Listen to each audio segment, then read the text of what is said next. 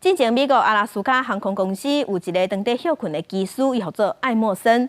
伊休困的时坐家己公司的飞行机，啊，毋过伫飞行机顶，伊竟然想要甲飞行机的引擎禁掉，这是会造成飞行机摔落来危机。加在现场互防阻挡，伊嘛当场互抓起来。尾啊，伊是互以83项谋杀同罪互起诉。We've got the guy that tried to shut the engines down out of the cockpit.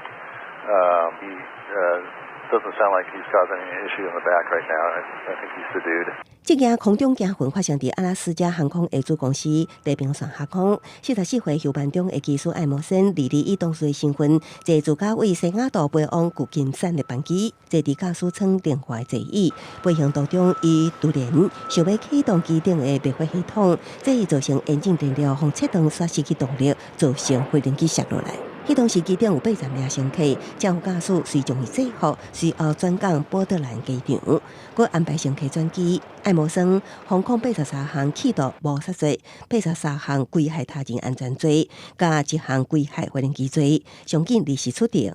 联邦官员已经排除恐怖攻击的可能性。阿拉斯加航空随即发表声明，表示正副机长反应真紧，飞艇中飞行机引擎拢保持正常运作。这个事件也无涉及任何武器。事发了后，机组人员向乘客表示，艾默森精神失控，需要落飞行机。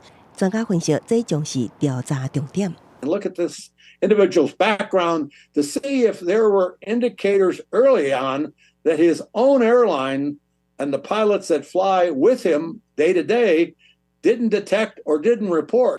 FAA 资料显示，艾默森伫加州旧金山郊区有房产，已经结婚，有2个囝。厝边也表示，伊是一个正常爱家的查甫人，对于这个事件真意外惊吓。公司新闻是非常变形。